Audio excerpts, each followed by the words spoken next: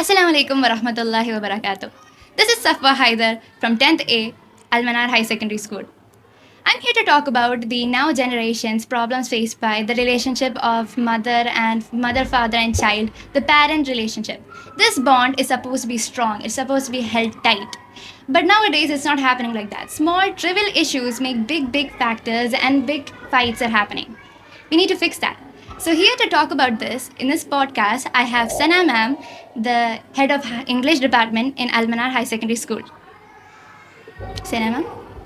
Assalamu alaikum wa rahmatullahi wa barakatuhu. Thank you for having me here. Before I start my talk on the bond between parents and children, I'll tell you a story. Very recently, we are hearing a lot of things what is happening in Gaza. Among them, one story which I heard day before yesterday was about a little child. This child, very late at night, goes to the graveyard. And he's sleeping on a graveyard. He's sleeping on a grave. A reporter sees this child. This child is walking to the graveyard. The reporter follows him.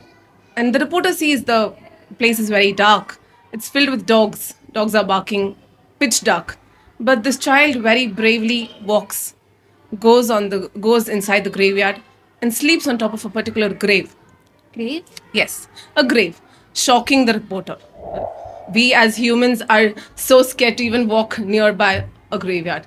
And this child shows the guts to move inside a graveyard and sleep on top of a grave.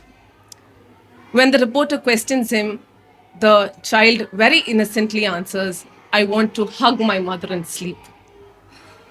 That is so sad. So the reporter keeps asking, "Hug your mother?"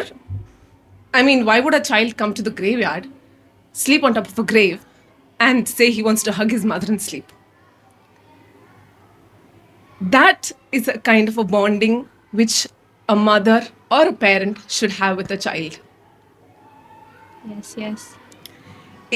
Why is it that it can happen over there and not over here with all of us? What kind of security do we not have that they are able to form such a bond? The reporter, when he asked the child this question, he asked the child, "Why are you sleeping here? Is your house nearby? Why do you want to sit here?" So the child kept telling, "I want to hug my mother and sleep. I am not scared of anything. I'll come here every day." What makes this child so brave? The comfort, the security that the mother was able to offer during this hardship time in Gaza. Do we have any less of a security over here? Are we in short of any love or comfort that we get over here? Nothing. If that child was able to get that comfort from his mom in that place, what are we lacking over here? What are we lacking as parents? What are the children lacking from the parents? Only one thing I think can be blamed at this moment, if you ask me. What is that? The effect of social media, obviously. Everybody is into social media. The social media is like a beautiful dream, a dream full of fantasy, a dream of unachievable things. We go through our Instagram reels, 90 seconds reel, 50 seconds reel. Don't you find it all very interesting? Just scrolling up. Yeah. Some are very happy. Some shows you factual stories. Some will show you A different side of a story, a different emotion. And you, instead of being thankful, I mean the parents and the children, instead of being thankful or grateful for what we have, we usually start comparing to what is happening in the real We life. try to wish we had that life too. Yes, we wish for the real life instead of being thankful for the real life. As parents, one thing what I suggest we all should do is give a pause to that Instagram reel over there. Pause that Facebook video over there and listen to your child. As kids, the children go chatter, patter. They have a lot of stories to tell us.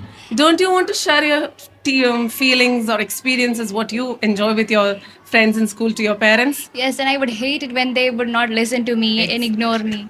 Exactly. That's where the point is. So when the kids are really small, you tell them, "Wait, I'm a little busy. Go to your father." Yeah. You tell the father will say, "Wait, go to your mother."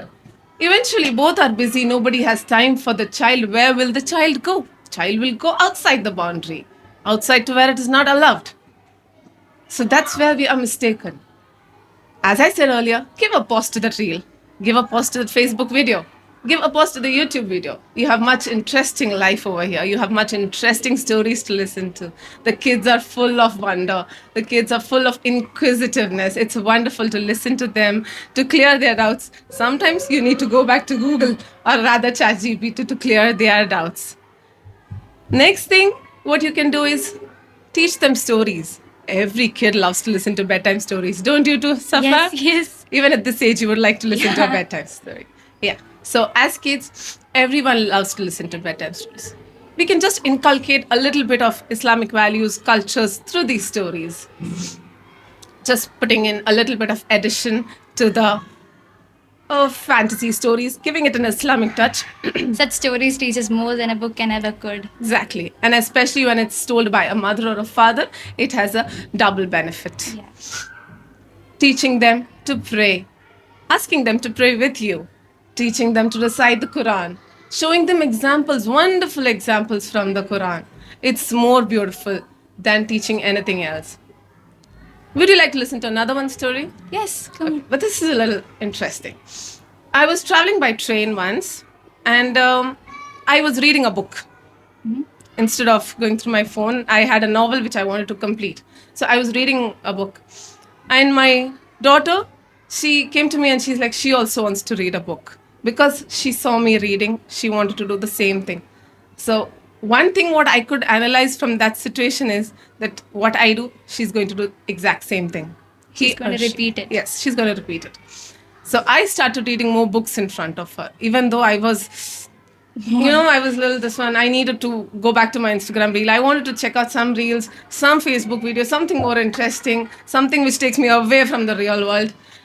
But thinking about her, I got back to my reading, which made her a reader. Yeah. So that is a real life example what I can give, that your children will copy exactly what you do. She will try to imitate you, be more like you. Yeah. And when you're an example, it will be beneficial for her. Yes, rather than going out the boundaries, going outside the boundaries, searching for another examples. So I'm not trying to prove myself as the best parent. I still feel I am not good enough. I have miles to go before I sleep. But I can always guide, I can always say that you don't have to do a research. There is no PhD in parenting. There is no such thing which is there in parenting. It's all through experiences. We learn through experiences, like every other thing. How to be a good parent? It's there in the Quran. How to be a good child? That is also there in the Quran. How you can take forward a family is also there in the Quran. So make the Quran your guide and guide each other. If you listen to your parents will also listen to you. If the parents listen to the children will definitely listen to the parents. Be a rightful example for the child. That's all I want to say. Thank you so much, Sana ma'am, for sharing this with us. Thank you I so much for appreciate it. having me here. Assalamu alaikum.